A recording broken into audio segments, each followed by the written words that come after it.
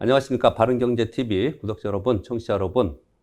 매주 월요일 12시 정오에 주간 시험 방송을 하고 있습니다. 저는 교보증권의 박병창 부장이라고 합니다. 지난주에 우리 시장이 좀 흔들렸습니다.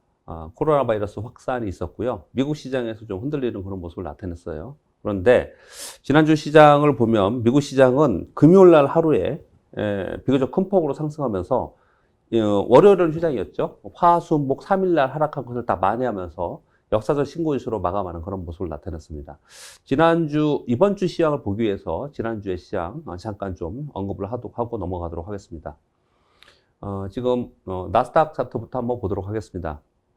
나스닥 차트 보면 나스닥은 여전히 올 이동평균선 타고 계속 올라가고 있는 상황이었고요. 개인적으로 좋은 모습이었고요. 5주 이동평균선, 좀 전에 5주 이동평균선이었고, 지금 이거는 올 이동평균선입니다.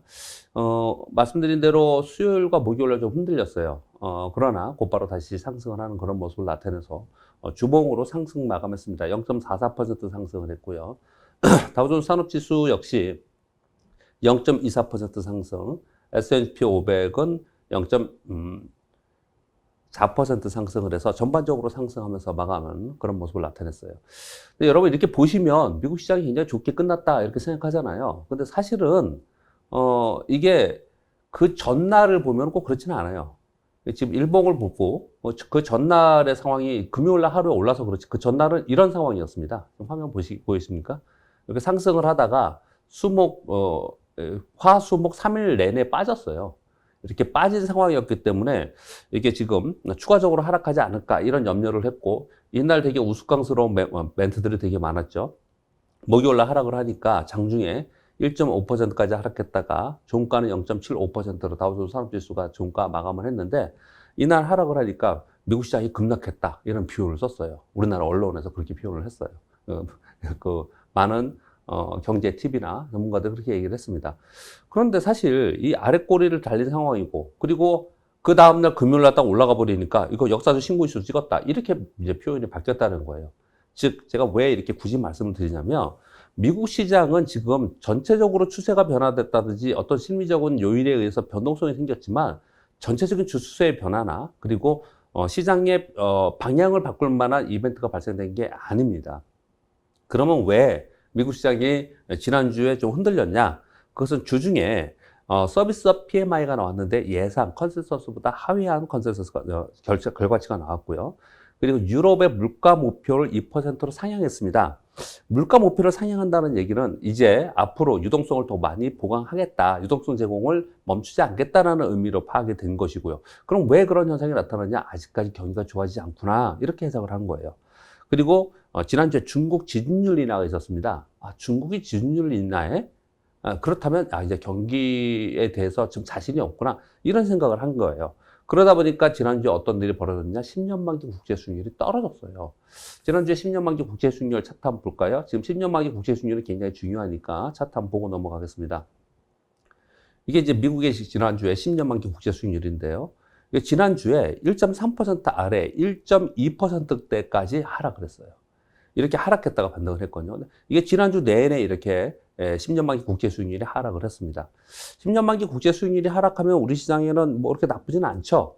그런데 이 국채 수익률을 비롯해서 환율이든지 모든 지표들은요, 위로 급등하든지 급락하든지 일정 방향으로 급등락이 나타나면 시장엔 텐트럼이 일어납니다. 그 부분을 좀 생각하셔야 될 것 같고요.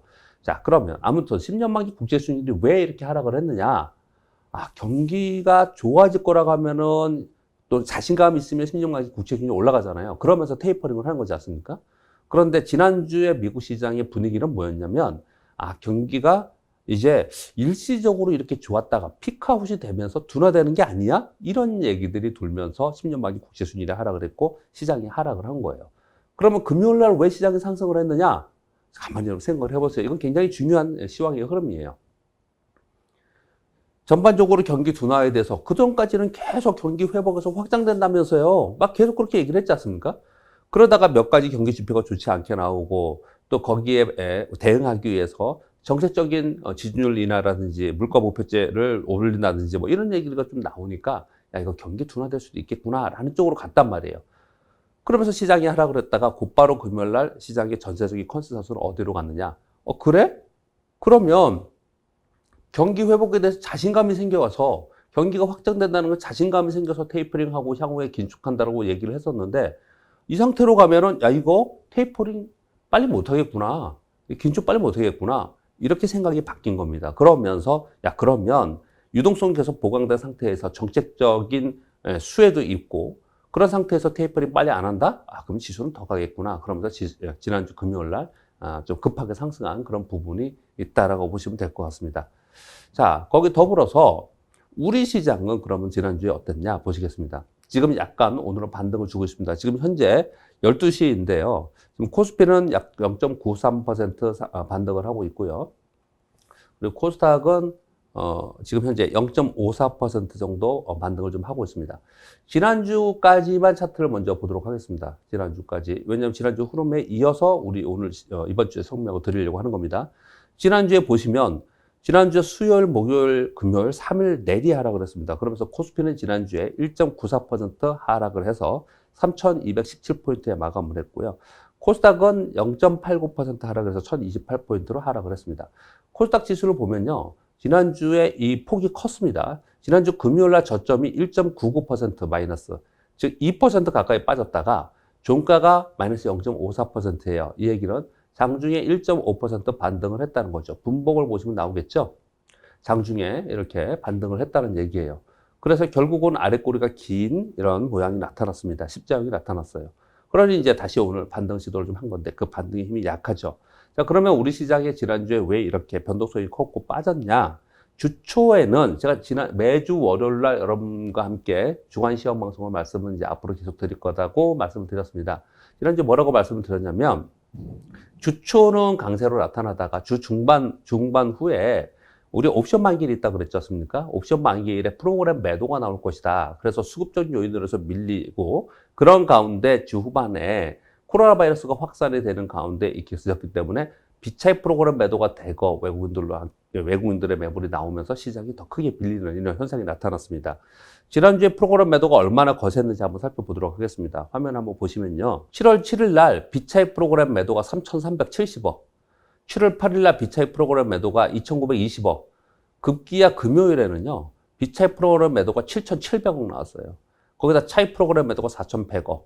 그날 하루만 1조 2천억에 가까운 프로그램 매도가 나왔습니다. 이 비차익 프로그램 매도 3일치를 더하면요. 1조 4천억이에요. 1조 4천억의 비차익 프로그램 매도가 있었습니다. 지난주 금요일에는 1조 2천억의 차익 비차익의 프로그램 매도가 있어요. 이 시장이 올라갈 수가 없죠.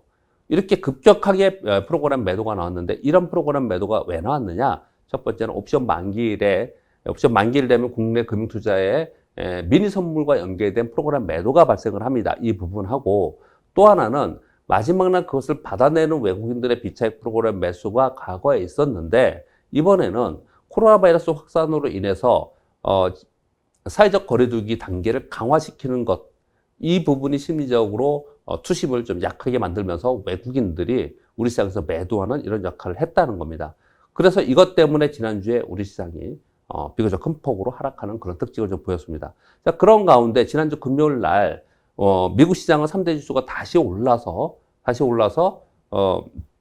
주간으로는 플러스로 끝났다고 표현을 드렸지 않습니까? 그 영향으로 인해서 우리 시장이 오늘 반등을 한 거예요. 그렇다면 오늘 우리 시장이 강하게 반등할 수 있을까? 그렇지 않죠. 왜냐하면 우리 시장의 하락은 미국과 다르게 미국은 지금 백신 접종률이 굉장히 높지 않습니까? 우리는 아직까지 거기까지 되고 있지 않은 상황 속에서 지금 사회적 거리두기가 더 강화되면은 그것은 당연히 기업들이나 우리 경제의 지표 자체가 낮아질 수밖에 없는 거고 그런 부분들 때문에 우리 시장은 지금 매도가 계속 나오고 있는 상황이에요. 오늘 하루만 보더라도요. 아까 제가 좀 전에 보여드렸지만 프로그램에서 오늘 차익에서 350억 순매수, 비차익에서 290억 순매수로 잡혀 있거든요. 이걸로 안 됩니다. 생각해 보세요. 7천억씩, 3천억씩 매도를 했는데 이게 300억 매수해서 이게 시장을 뒤집을 수 있나요? 그렇지 않습니다. 이게 지금 현재 12시인데요. 오후 2시 넘어서 이게 한 3천억, 4천억 정도 비차익 프로그램 매수가 들어온다. 야, 그러면 이거 일시적으로 해프닝이구나.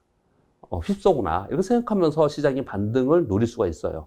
그렇지만 이 정도뿐인 수준이 안 된다는 얘기는 미국으로 인해서 또는 낙폭과대로 인해서 반등을 주었지만 위에 고점 매도가 될 수 있다는 얘기예요. 여전히 이들은 외국인과 기관들은 살 마음이 없습니다.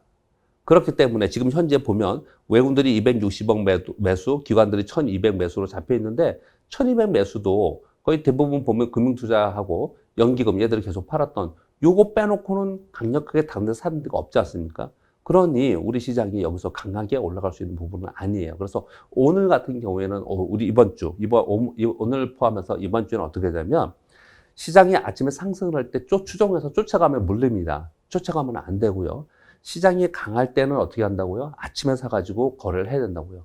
그런데 시장이 약할 때는요, 아침에 사면 물려요. 오후에 확인하고 사야 된다는 얘기죠.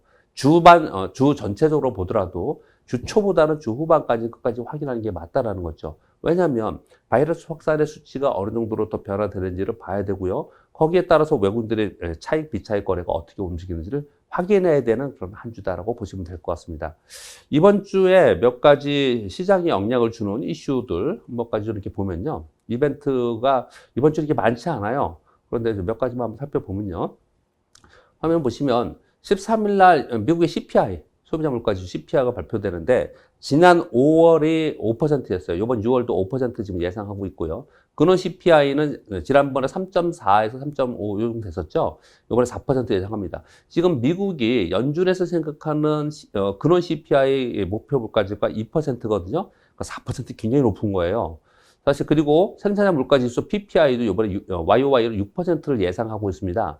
굉장히 높은 거거든요. 그러면 전에는요, 우리가 어떤 생각을 했냐면, 야, CPI가 4%야? 그것도 코어 CPI가 4%야?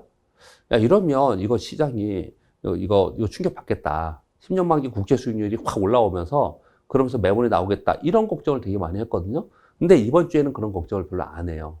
왜 그러냐면요. 이미 지난번에 한번 우리가 양치기 소년처럼 이게 근원 CPI가 3.4%, 3.5%까지 올라왔음에도 불구하고 시장이 뭐라고 그랬냐면은 야, 이거 단기적이야. 이렇게 얘기를 했어요.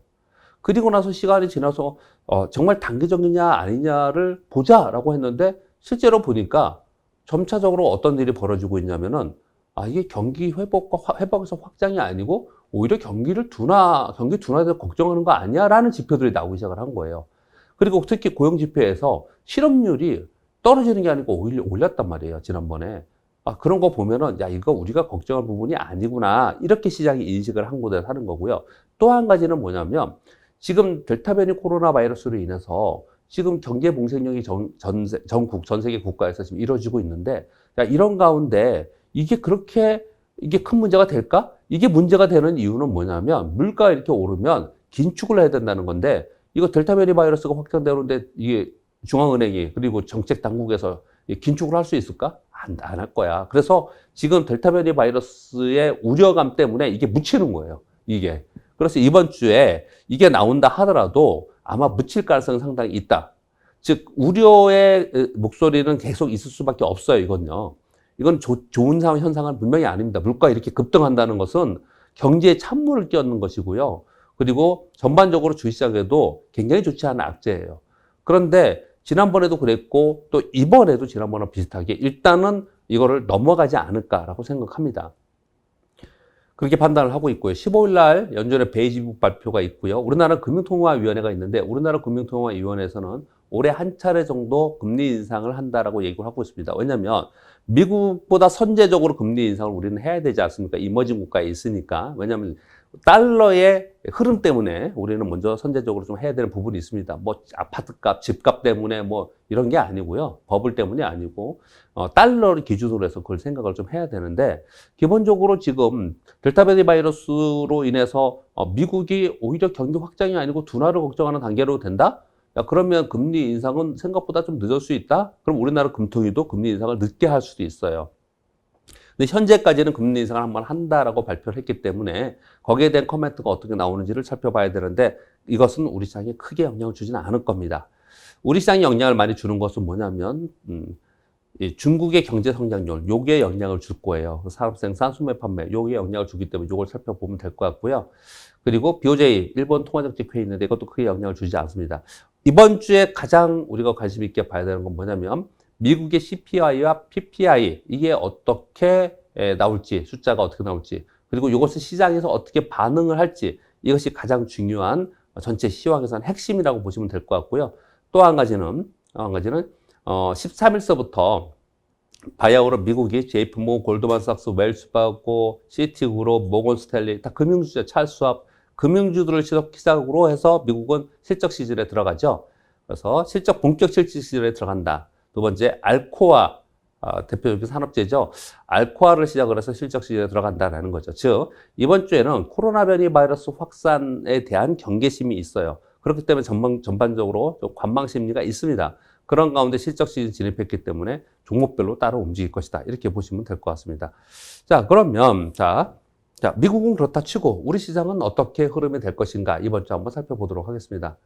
자, 코스피 지수는 봐야겠죠. 코스피 지수의 움직임에 따라서 코스닥이 거기에 연동하면서 움직이니까 우리 코스피를 보면요. 제가 요걸 지난주에도 설명 보면서 우리나라 코스피 지수가 1, 2, 3, 4, 5, 6, 7, 8개월 연속 상승을 했습니다. 우리나라는 9개월 연속 상승한 적이 한 번도 없는데 코로나 바이러스로 인해서 이번에 이렇게 급등을 했으니 야, 이번에는 예외적으로 정말 9개월 연속 상승하는 그런 기록을 세울 수도 있지 않을까요? 그러니까 이렇게 정도 지난주에 이렇게 말씀을 좀 드렸어요. 자, 그래서 이제는 만약에 연속적으로 9개월 상승을 한다 하더라도 그 힘은 점차로 잃으면서 7월과 8월은 아래로 살짝 떨어지는 하락 변동성 또는 박스권에 있을 개연성이 높다라는 중기 시황을 여러분께 말씀을 드렸습니다. 지금 현재 여기서 왔다 갔다 하는 그런 모습을 현재 나타내고 있는데, 자, 이번 주간 시황을 제가 말씀드리고 있으니까, 이번 주에 그러면 시장이 여기서 밑으로 무너져가지고, 그런 걱정은 여러분 되시잖아요. 지금 코로나 바이러스 때문에 확 무너져갖고 저 3,000포인트 향해서 가는 거 아니야? 사실은 3,000포인트 그렇게 먼 데가 아니에요. 5% 하락하면 얼마예요? 530, 150포인트에 520, 170포인트 정도 되잖아요. 그러니까 한 638, 한 7.3에 20에 6에서 7% 하락하면 곧바로 3,000포인트입니다. 우리 시장이. 근데 그러한 강력하게 한 5%, 6% 하락할 만한 그런 이벤트가 지금 악재가 있냐라는 걸 따져봐야 되겠죠. 지금 현재 우리나라에 그렇게 악재가 나올 수 있는 이벤트가 뭐가 있느냐? 그런 것은 지금 델타 바이러스의 재확산 이것뿐이 없어요. 지금 1000에서 1300명 사이로 되고 있는데 이게 급격하게 늘면서 봉쇄력이 강화된다. 그럼 이게 훅 빠질 수도 있겠죠. 훅 빠질 수도 있겠죠. 그렇다 하더라도 우리나라 시장에 지금 현재 코스피 지수의 주목을 보고 있는데 3000에서 3050포인트 정도는 굉장히 강력한 지지라인이 될 가능성이 굉장히 높습니다. 두 가지 이유에서 말씀을 드리겠습니다. 지금 우리나라 개인 투자들의 이 거래는요, 정말 대단한 겁니다. 지금 제가 한번 보겠습니다. 우리 7월 달만 한번 볼게요. 7월 달만, 이번 달만 7월 1일서부터 지난주까지, 이런 7월 달만 2주, 지난주면은 이게 뭐 2주도 아니죠. 5일, 7일뿐이 안 지났잖아요. 지금 순매매를 보면 개인 투자들이 5조 1천억 순매수했어요. 대단하지 않나요? 외국인들이 2조 4천억 매도하고 기관들이 2조 6천억 매도했습니다. 여기 사실은 금융투자 거의 대부분 매도했고요. 외국인들이 2조 4천억 매도한 것 중에서 1조 4천억이 프로그램 매도예요. 그러면 순수하게 개별 종목으로 매도한 게 아니고 외국인들 입장에서는 우리 시장에 전반적으로 패시브 매도, 지수를 대한민국 사우스코리아를 계속 매도한 거예요. 그렇게 항상 생각하시면 됩니다. 그러다 보니까 삼성전자를 집중적으로 매도를 한 것이죠. 여러분, 외국인들이 우리나라에 지금 올해 1월서부터 전체까지 잠깐 조금만 그냥 짚고 넘어갈게요. 주간 시황을 하고 있지만 잠깐 짚고 넘어가면요. 국내 개인들이 1월서부터 지난주까지 60조 샀어요. 60조. 대단하지 않습니까? 60조 매수를 했고요. 외국인들이 20조 매도를 했고 기관들이 38조 거의 40조 매도를 했는데 좀 원망스럽죠. 사실 외국인들이 많이 판 게 아니에요. 기관들이 거의 대부분 팔아서 이렇게 내려온 상황이에요. 힘이 약한 상황입니다. 거의 대부분의 기관들이 팔았는데 사실은 이것도 뭐라고 또 욕을 못하는 게 기관들이 운용사 있잖아요. 투신이나 이런 데들요. 얘는 운용사들에서 우리 개인 투자자들이 돈을 빼서 펀드에서 돈을 빼서 직접 투자를 했기 때문에 그 돈이 그 돈이에요. 사실은 플러스 마이너스 상쇄된 겁니다. 중요한 건 뭐냐면 연기금이 많이 팔았다는 거에 대해서 우리가 좀 유감을 표시하는 것이고요. 자, 여하튼 뭐 그거 가지고 우리가 뭐라고 할 문제가 아니고요. 외국인들이 20조 팔았는데 20조 중에서 약 70% 정도인 14조 정도, 7, 24, 14조 정도를 뭘 팔았을까요? 삼성전자를 팔았어요. 그 얘기 뭐냐면 외국인들은 우리나라 지수 그리고 삼성전자를 판 것이지 다른 것도 그렇게 건든 게 없습니다. 우리나라의 MSCI의 우리 이머징이고 FTSE는 SE는 우리 선진국 지수인데 거기에 편입된 비율만큼은 그냥 있는 상태예요. 그 상태에서 국내 기관들 거래와 외인들의 거래만 이렇게 많은 상태인데 개인들이 60조 들어온 상태예요. 올해 전체적으로 7월까지 60조가 들어왔는데 7월에 딱 7일 만에 5조가 들어왔단 말이에요. 이렇게 들어오는 개인 투자들의 자금이 그러면 어느 날 갑자기 팍 팔거나 빠질 것이냐? 그렇지 않을 것이라는 게 첫 번째 이유입니다. 그렇지 않을 것이라는 게 첫 번째 이유고요. 두 번째는 지금 계속 여기 수급을 가지고 말씀드렸다시피 외국인들이 우리 시장에서 강력하게 지수를 끌어내리면서 매도하는 게 아니에요. 외국인들은.